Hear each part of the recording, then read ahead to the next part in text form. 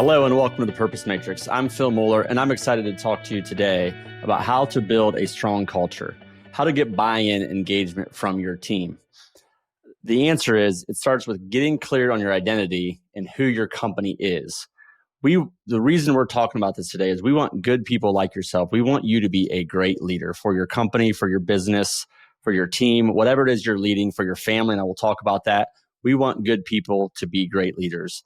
And look, I get that you're busy. I'm busy. Everyone's busy.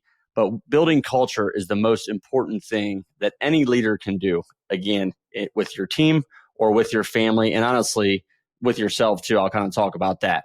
I also want to emphasize that you can spend a lot of time on strategy. You can spend a lot of time on execution. All that stuff matters, but culture eats strategy for lunch. It's so important to get clear on the culture you want and to build the culture. So today, we're going to talk about that a little bit more. And what's important is your culture is being built as you speak, whether again, family, business, your identity is being communicated to people as we speak, but we need to be disciplined about it. And to be disciplined about it, we need to be clear on what we want it to be first. So we're going to talk about the process of how we want to do that, both for business and personally.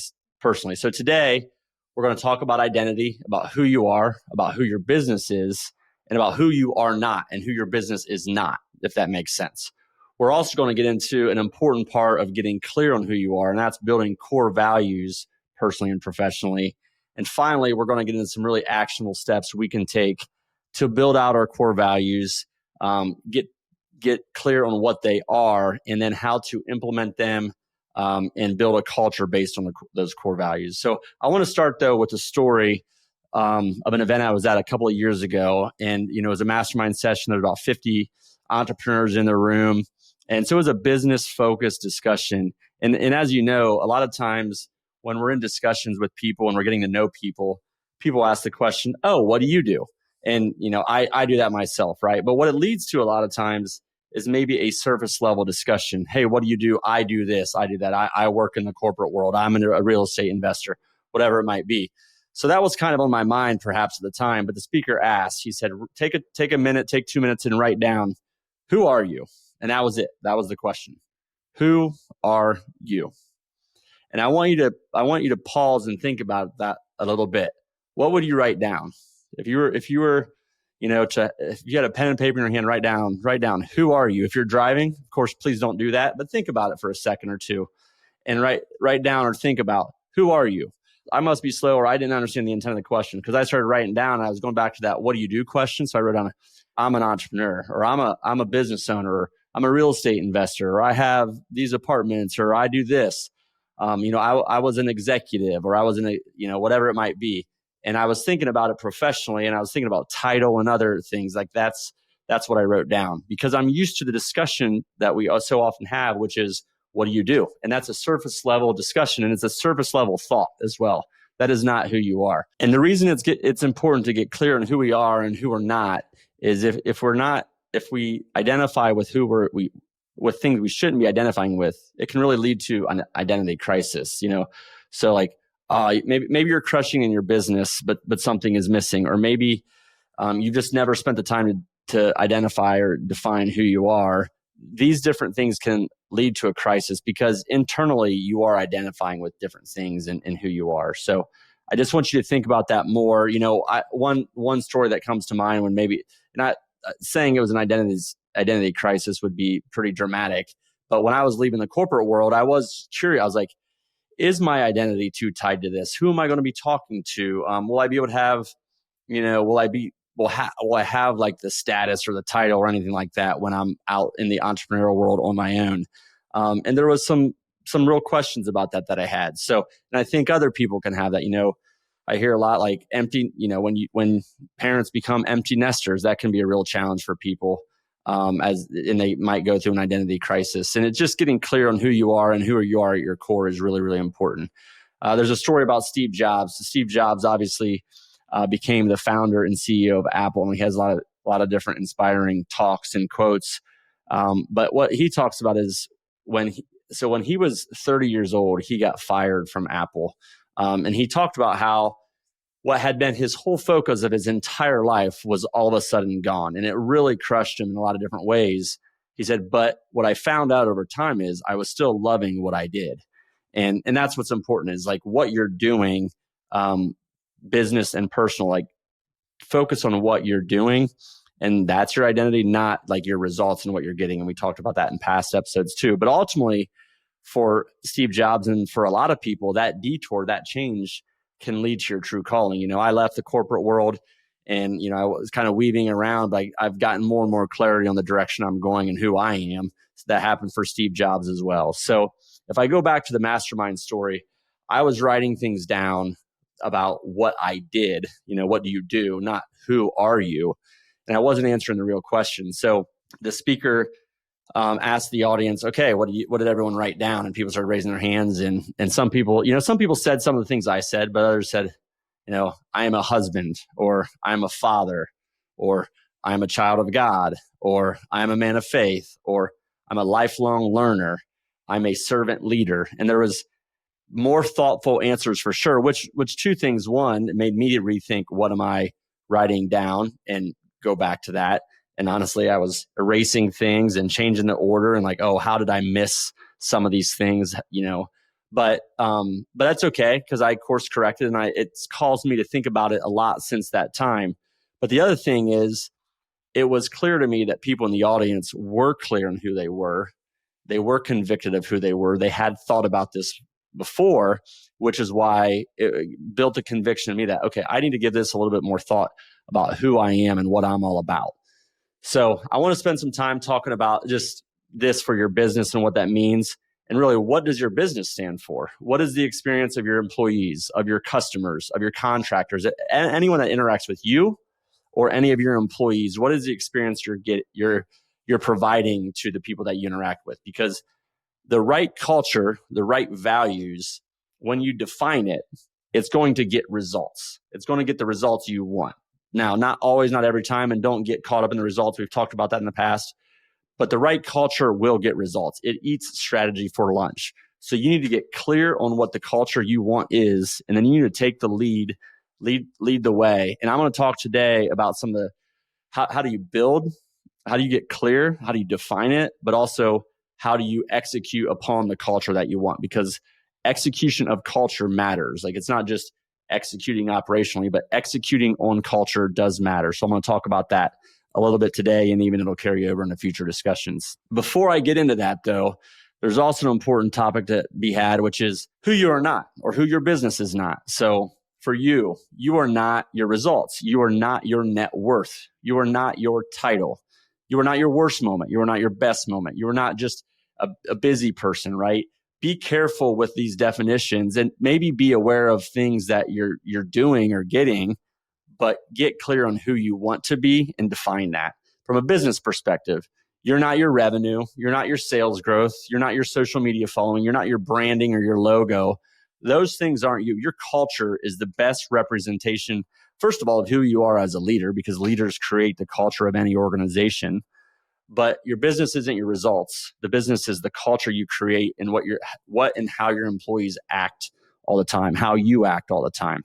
So don't build your identity personally or for business based on your results. Build it based on principles, and core values is what I'll talk about. So the way we build, the way we can get clear on our identity, on who we want to be from a business and personal perspective, is that we can build our core values. So from a business perspective, this is so important. If you as a business owner have not built core values, you need to do it. It is so important. And I can speak from two lenses. When I was in the corporate world and I led a team there, we did not, we had our big company core values. I couldn't say what any of them are, and no knock on the company. They weren't ingrained in us. They weren't talked about all the time. They weren't part of our regular meeting environment or anything like that. And I didn't build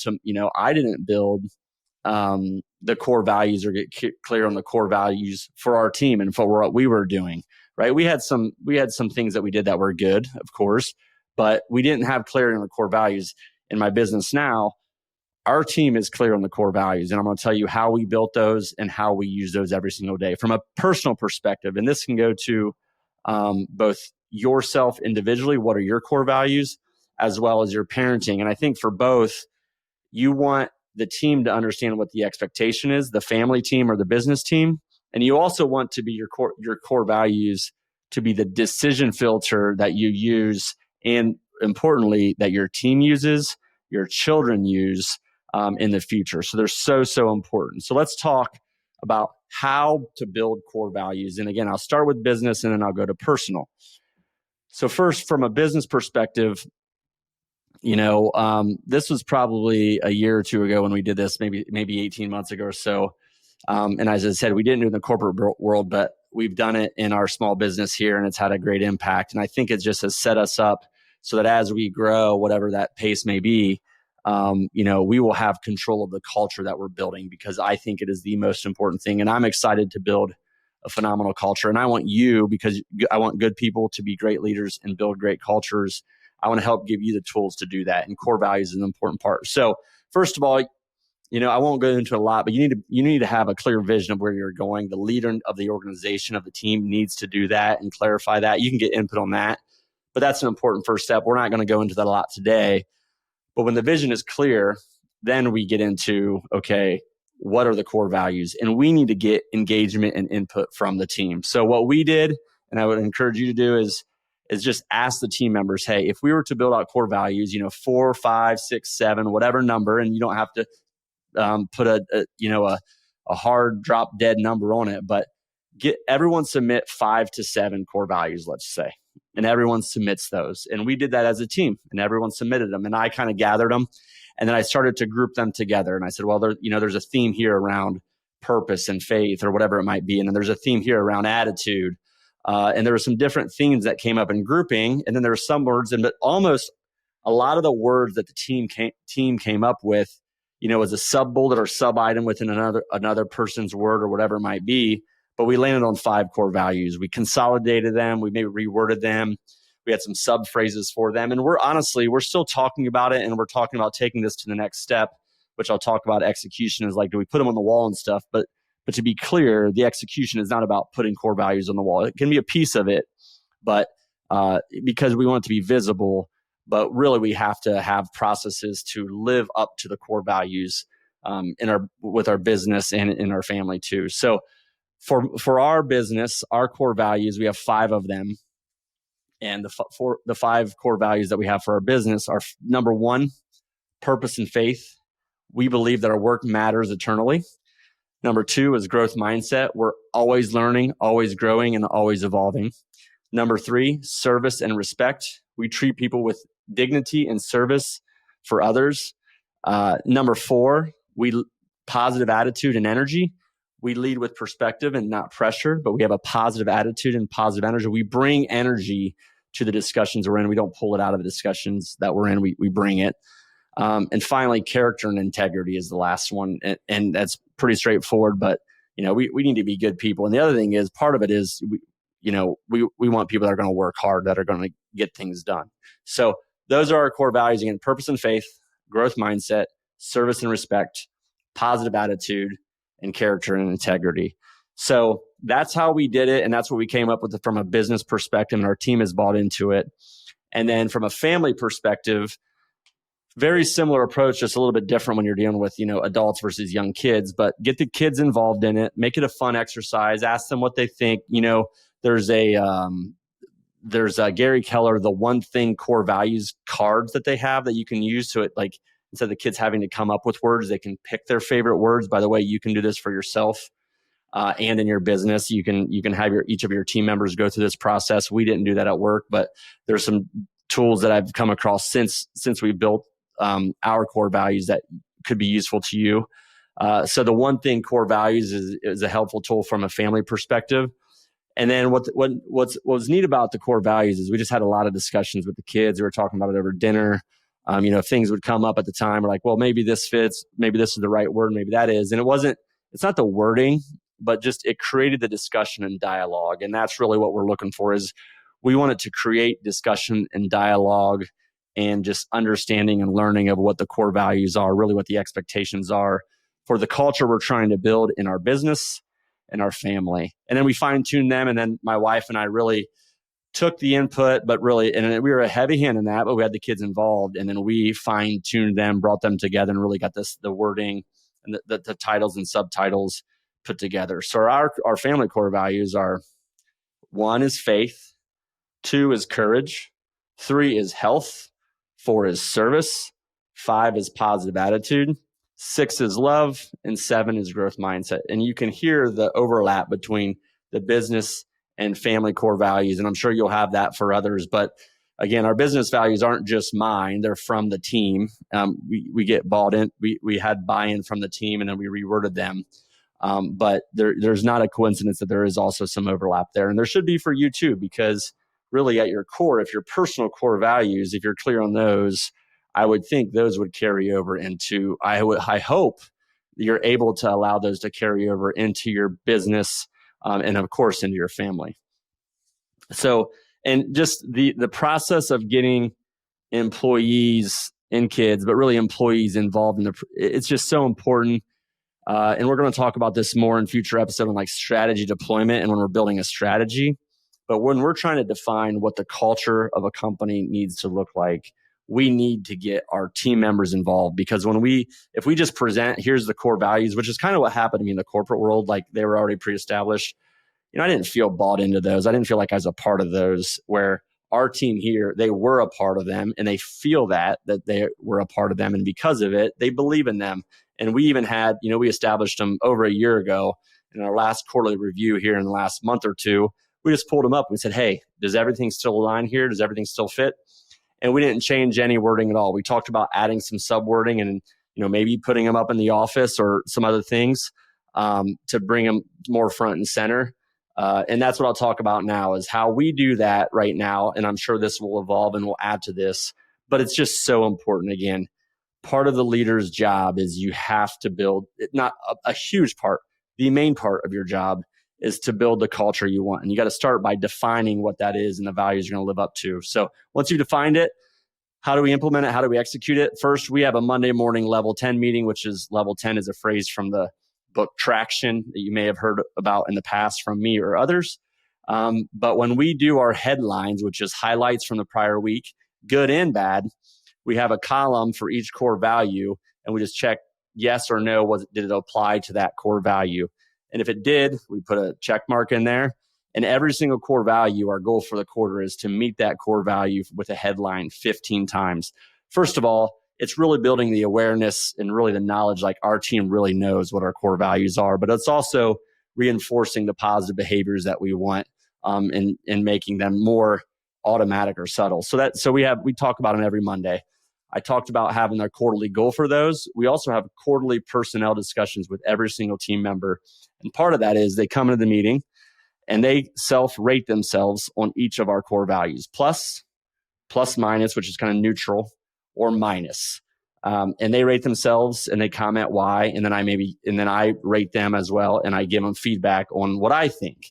And again, it reinforces it. And it has created some good discussions already about, mostly positives, of course, but still let's keep working on it. And let's just keep getting better and better at these core values, because we have to be building the culture that we want and that the organization wants. The team members want this culture. They don't want new people coming in and disrupting the culture. They want them to fit into the culture and build the culture.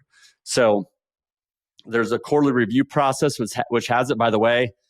If someone has a minus, they're not automatically fired, but they're going to need to address that. And if there's a continuous minus of core values from someone, or just overall, like there's 4+ minuses that are really just not living the core values of the business in many different ways, and it's a continuous thing, then we got to make the tough decision on employees. And the culture is so important. So we have to be doing those things on a regular basis. And I think if the employees know that, they're going to live to the culture that the team and the organization has defined. And then just hiring in the core values as a filter for the decision making in the hiring process is so important. We're going through interviews right now for a position, and we had some different phone interviews, and one of my team members was saying, "Hey, this person seems to have the experience. They seem to know what they're doing. I just don't know if they meet our core values of a company." And they didn't make it to the next round. They're not compromisable. These things are not compromisable, especially when hiring. And if they are sustained with current employees as well, then you got to make the tough decisions if people aren't living up to your core values. So it's so important. You've heard that over and over again from here in the last 20 minutes, but I strongly encourage you.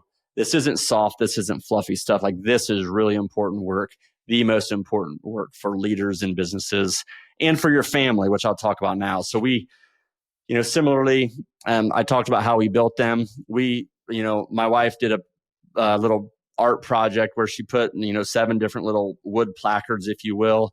The kids painted the core values with a stencil on each of these things. And then we put them up on the wall at the top of our steps, and they can walk and see those all the time. So they're visual, they're visible. Do they look at them all the time? No, but they can see them. Or, if there's a discussion about someone not living up to a core value or really exemplifying a core value, we're trying to use those and reinforce those. We'll occasionally have dinner discussions like, hey, how's your day? Did anybody live up to a core value or anything like that? We try to do it, but as you can imagine, there can be chaos at the dinner table with 5 kids. So we do it when we can. We're probably not as regimented as I would like to be, but that's on me. But the kids are learning it. And what's so important is I want our kids to know this so well, because I want this to be the decision filter as they decide who they want to hang out with, who their network, who their associations is, because it is so, so important. So if they're deciding which friends maybe they want to hang out with at school, or when they go to college, who do they connect with well, or who do they not connect with well? Well, I want the core values to be a filtering mechanism to say, wow, I just do not align with my core values of these people. So I want them to get out of that situation. I want them to be around people that are aligned with core values, not people that don't have diverse backgrounds or aren't different in any ways, but core values are important. They're core to you. And I think it's important to associate with others that have similar core values. And then for yourself personally, I think it's important to go through the process. And if you get clear on your core values, or even just your identity and who you are, you can write those things down daily. Like, I am a man of faith, or I'm a leader, or whatever it might be. Write down your identity statements every single day as affirmations, so that you're reinforcing who you want to be on a regular basis. And again, when you have big decisions or just decisions in general, do what you can to filter decision-making through your core values. So again, just to emphasize the importance of this, if you're not being disciplined about culture in business or in your personal life, it's happening. It's happening by default. And, the more discipline, the more you do, obviously, the more the culture you're building will be what you want. And the less disciplined or the less clear that your family or business is on what the expectations or what the core values are, the more chaotic it's going to be, and the less control you're going to have over the situation. And I really emphasize it's so important. So really just spend time on it, get clear on who you are, who you want your business to be, what your core values are. I am this, I am that. We are, as a company, we've heard we are Marshall, but as a company, we are a company that, operates by purpose and faith, or we are a company that has positive energy and attitude, right? You can say we are this from a company perspective too. So my challenge to you is take some time, maybe tomorrow morning when you get in the office, or maybe at the end of the day today, if you listen during lunch, whatever it might be, maybe if you're listening to this on your drive in, right when you get to work, what are your personal core values, or what do you think your family core values are? What are your business core values, right? Maybe have a discussion with some of your employees. What do they think of this? How would they like this exercise? Maybe talk to your manager or your boss, so the owner of your company. Hey, are you willing to do this exercise? Maybe you could facilitate it for the boss, because this stuff is so important. And then use the different tools we've talked about to implement them as well. And just start the process. If you haven't even thought about this, or if you're at level 1, get to level 2, start advancing, but make progress on this in the next 30 days. Commit to getting clear for your family and for your business, what you're trying to build, the culture you're trying to build, because it is the most important work that you can be doing. So just kind of in closing, we're going to talk in future episodes more and more. We're talking some high level stuff early on here. We're going to get more into really tactics and execution, and really how do we get this done? How do we deploy these types of things? We're going to talk about strategy deployment as an example. And I'll just say, we really appreciate you listening so much. Our goal is to bring value to leaders, to business owners, to entrepreneurs, anyone that wants to get better. And we want people like yourself to be great leaders. We appreciate you listening so much. Follow us on YouTube. We do video and audio. A 5-star review takes 5 seconds. It really helps out. By the way, one of our employees, one of her rocks that she came up with, but is to get so many 5-star reviews this quarter. So you'd be helping our employee out if you do it. And I super appreciate it, of course, as well.